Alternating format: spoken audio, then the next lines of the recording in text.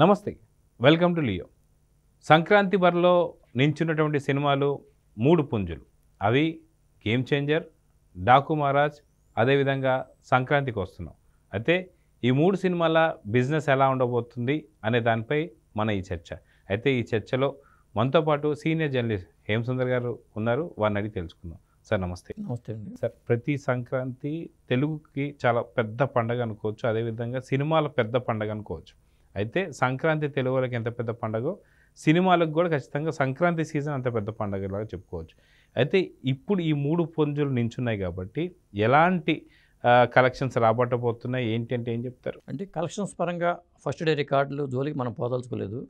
Business లెక్కల పరంగా చూసుకుంటే దాదాపు ఈ తెలుగు రాష్ట్రాల వరకు 200 కోట్ల రూపాయలు బిజినెస్ జరిగినట్టుగా మనకి సమాచారం అందుతుంది తెలుగు రాష్ట్రాల్లో.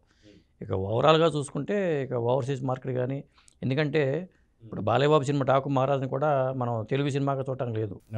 ఎందుకంటే దీని ప్రస్తావన అన్స్టాపుల్ చెప్పారు ఆయన. డబ్బింగ్ తనకి మన భగవంత్ కేసరికి డబ్బింగ్ ఎలా హిందీకి చెప్పారో దీనికి కూడా ఈసారి నాకు పలానా వ్యక్తి ఆవిడ సత్కరించారు, ఆవిడ వేదిక మీద పిలిచారు అన్స్టాపుల్లో. బాలయ్యబాబు సినిమా డాకు మహారాజ్ కూడా హిందీలో రిలీజ్ చేయబోతున్నట్టుగా తెలుస్తుంది. కాబట్టి ఆ లెక్కల జోలికి పోకుండా తెలుగు రాష్ట్రాల వరకు 200 కోట్ల రూపాయలు బిజినెస్ జరిగింది. ఎందుకంటే దిల్ రాజు గారివి 2 సినిమాలు ఉన్నాయి. గేమ్ చేంజర్, సంక్రాంతికి వస్తున్నాం.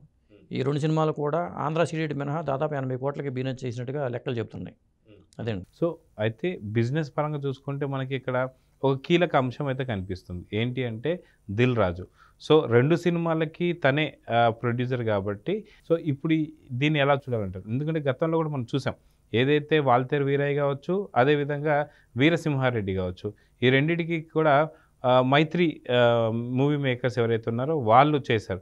సో గతంలో వాళ్ళ పరిస్థితి ఎలా ఉంది, ఇప్పుడు సంక్రాంతి పరిస్థితుల్లో దిల్ రాజు పరిస్థితి ఎలా ఉందంటే ఏం చెప్తారు? అంటే దిల్ రాజు గారు సేఫ్ గేమ్ ఆడుతున్నారు అనుకోవాలి ఇక్కడ. ఎందుకంటే ఆయనవే 2 సినిమాలు ఉన్నాయి. ఒకటి ఆయన డాకు మహారాజులో కూడా వీలు పెట్టారు. డాకు మహారాజ్ నైజాం ఏరియాలో రిలీజ్ చేసి దిల్ రాజు గారే కాబట్టి ఆయన సేఫ్ గేమ్లో ఉన్నట్టే కదా. ఇప్పుడు ఇద్దరు రాజకీయ వారసులు ఒక పార్టీ తరపునే ఒకళ్ళు ఇంకో పార్టీ తరపున పోటీ చేశారనుకోండి, ఎవరో ఒకరు గెలుస్తారు కదా. అంటే ఒకే కుటుంబం నుంచి 2 పార్టీల తరఫున పోటీ చేస్తే ఎవరు గెలిచినా ఇంట్లో లాభమే కదా. ఆ తరహాలోనే లెక్కలు వేసుకుంటున్నారు ఇప్పుడు నిర్మాతలు కూడా చాలామంది. ఆ తరహాలో లెక్కలు వేసుకుంటూ క్యాలిక్యులేషన్స్తో ముందుకెళ్తున్నారు. ఇది ఇండస్ట్రీకి కూడా మంచిదే. దిల్ రాజు గారు సేఫ్ గేమ్ ఆడుతున్నారు.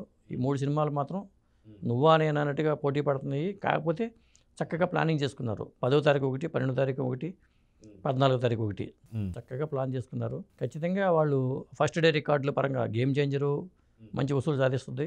ఆ 2 రోజులు అవకాశం ఉంది కాబట్టి ఇంకా ప్రీమియర్ షోలు వేసుకుంటే 3 రోజులు అవకాశం వస్తుంది. ఆ తర్వాత డాకు మహారాజ్ కూడా అదే తరహాలోనే చేసుకుంటారు. నిజంగా చెప్పాలంటే ఒక సేఫ్ గేమ్ ఇది. వారం రోజులు కూడా సరిగ్గా లేవు. కాకపోతే ఇప్పుడు ప్రీ రిలీజ్ ఈవెంట్స్ ఉన్నాయా లేదా, ప్రీ రిలీజ్లు ఉన్నాయా లేదా టికెట్లు పెంచుకునే అవకాశం ఉందా లేదా అనే దాంట్లో మనం కొంత అనుమానాలు అయితే క్రియేట్ అవుతుంది తెలంగాణలో ముఖ్యంగా. ఎందుకంటే మనం చూసాం, మన పుష్ప 2 సంబంధించి రేవతి గారు చనిపోవడం ఏదైతే ఉందో దాంతో ఖచ్చితంగా తెలంగాణ ప్రభుత్వం ఖచ్చితంగా చాలా కఠిన నిర్ణయాలు తీసుకుంది. సో ఇది సంక్రాంతి సీజన్ పైన ఎంత పెద్ద ఎఫెక్ట్ చూపించబోతుందంటే ఏం చెప్తారు? అంటే తెలంగాణ పరంగా కూడా నేను అనుకోవటం ఇప్పుడు ఇంకా టైం ఉంది. ఈ వారం రోజులు ఏవైనా జరగవచ్చు. ఇప్పుడు ప్రీ రిలీజ్ ఈవెంట్లు కానీ ప్రమోషన్ వర్క్లు కానీ జరుగుతున్నాయి. ఇవాళ కూడా కార్యక్రమాలు జరుగుతున్నాయి గేమ్ చేంజర్ సంబంధించి. అలా 8వ తారీఖున కార్యక్రమాలు ఉన్నాయి. మరి ఒక పక్కన పవర్ స్టార్ పవన్ కళ్యాణ్ గారు కార్యక్రమాలు పాల్గొంటున్నారు. ఇవాళ జరిగిన కార్యక్రమాలు కూడా. ఇంకో పక్కన ఏంటంటే గేమ్ చేంజర్ ట్రైలర్ వచ్చి మంచి మార్కులు కొట్టేసింది. ఇంకో పక్కనేమో మరి డాకు మహారాజ్ ట్రైలర్ సిద్ధమవుతుంది. అది ఇవాళ రేపట్లో అన్నట్టుగా ఉంది. పైగా గేమ్ చేంజర్కి పనిచేసిన ఎడిటింగ్లో చేసిన రూబెన్ గారే దీనికి పనిచేయడం, అదే టీము ఇది కూడా కట్ చేయడం, డాకు మహారాజ్ని కట్ చేయడం. అంటే ఇంకా పోటీ ఎక్కడ ఉంది అసలు? ఇక్కడ పోటీ లేనట్టుగా చెప్పుకోవాల్సి వస్తుంది. కాబట్టి ప్రీ రిలీజ్ ఈవెంట్లు క్లాష్ అవ్వకుండా ప్లాన్ చేసుకుంటూ సినిమాల పరంగా ఎట్లా ప్లాన్ చేసుకున్నారు, ప్రీ రిలీజ్ ఈవెంట్లు ప్రమోషన్ ఈవెంట్లు కూడా అట్లా క్లాష్ అవ్వకుండా ప్లాన్ చేసుకుంటున్నారు. అయితే మనకు 3 సినిమాలు అయితే ఉన్నాయి. ఒకటి వచ్చే మన గేమ్ చేంజర్, అదేవిధంగా 2 డాకు మహారాజ్, 3వది వచ్చేసి సంక్రాంతికి వస్తారు. సో సంక్రాంతికి వస్తున్నాం అనేది ఆర్ట్లో అట్టి పండులాగా తయారవనుందా, లేదంటే ఈ రెండింటిని మించి మంచి కలెక్షన్స్ కొట్టకూడదు? ఎందుకంటే ఖచ్చితంగా ఎవరు చూసినా గేమ్ చేంజర్ చూస్తారు, అదేవిధంగా బాలకృష్ణకు సంబంధించిన సినిమా కూడా చూస్తారు. సో ఇరు ఫ్యాన్స్ ఈ 2 చూసినా సరే ఇద్దరికి సంబంధించినటువంటి ఒక మ్యూచువల్ ఫ్యాన్స్ ఎవరైతే ఉన్నారో వాళ్ళందరూ కూడా ఖచ్చితంగా సంక్రాంతికి వస్తున్నామని చూస్తారు. సో కలెక్షన్స్ పరంగా చూసుకుంటే సంక్రాంతికి వస్తున్నాం కలెక్షన్స్ తీసేయాలా? లేదంటే మటుకు ఇది కూడా మంచి కలెక్షన్స్ కొల్లగొడుతుందంటే ఏం చెప్తారు? అంటే మనం ఆటలు అరటిపండు అనుకున్నాయి ఒక్కోసారి పనసపండు అవుతాయి. పోయినసారి కూడా అనుకున్న సినిమాల కన్నా ఊహకు అందకుండా అనుమానం వచ్చేసి పెద్ద హిట్ అయిపోయింది. కాబట్టి మనం ఎవరిని తక్కువ అంచనా వేయడానికి వీల్లేదు. కాకపోతే 3 సినిమాలు 3 జానర్లు ఉన్నాయి. గేమ్ చేంజర్ ఒక సపరేట్, డాకు మహారాజ్ పక్కా మాస్ మసాలా. ఇక సంక్రాంతికి వస్తున్నాం అనేది ఫ్యామిలీ ఆడియన్స్. నవ్వులు కావాలనుకుంటే సంక్రాంతికి వస్తున్నాం కంపల్సరీగా చూడాలి. పండగ సీజన్ అంటే సరదాగా కనుమ వరకు కూడా వరుస పెట్టి ఎంజాయ్ చేస్తుంటారు అందరూ. కొంతమంది ఆటలతో కలెక్షన్ చేసుకునే వాళ్ళు ఉంటే, కొంతమంది సినిమాలతో కలెక్షన్ చేసేవాళ్ళు ఉంటారు. కాబట్టే ఒక సేఫ్ గేమ్లోకి వచ్చినాయి 3 సినిమాలు కూడా. అంటే వీటిలో విజేత ఎవరు అనుకున్నది మనం దీనికి 3 విజేతలు కావచ్చు.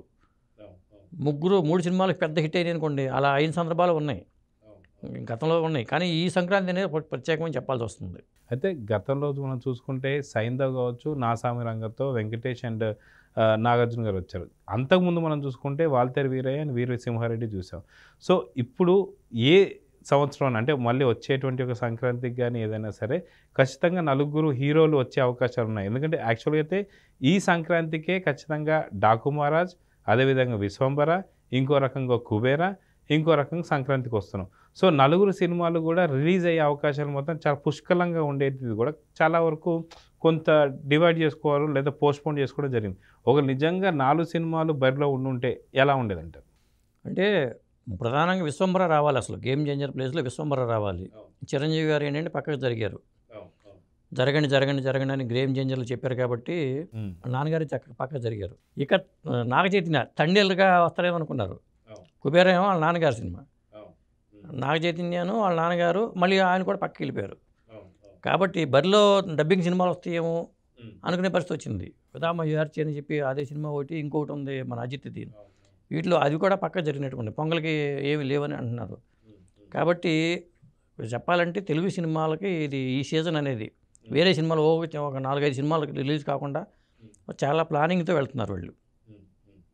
అది ఒక మంచి పరిణామం అని చెప్పాల్సి వస్తుంది. ఈసారి మైత్రి మూవీస్ వాళ్ళు కాకుండా వీళ్ళు దిల్ రాజు గారు ఎక్కువ పై చేసి సాధించడానికి అవకాశం కనిపిస్తుంది. పోయినసారి సంక్రాంతి మైత్రి వాళ్ళకి వెళ్తే ఈసారి దిల్ రాజు గారి చేతిలో ఈ గేమ్ అంతా దిల్ రాజు గారి చేతిలో ఉంది.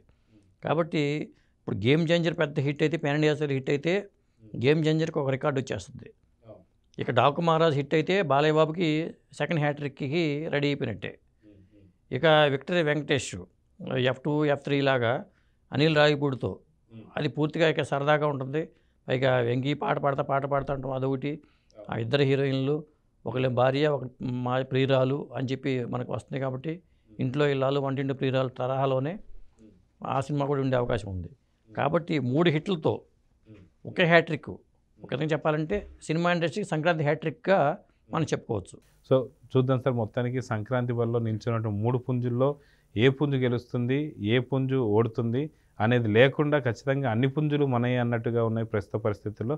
సో అన్నీ కూడా మంచి కలెక్షన్ సాధించాలని చెప్పి సినీ ఇండస్ట్రీ కళకళలాడాలని అయితే కోరుకుందాం. నమస్తే. నమస్తే.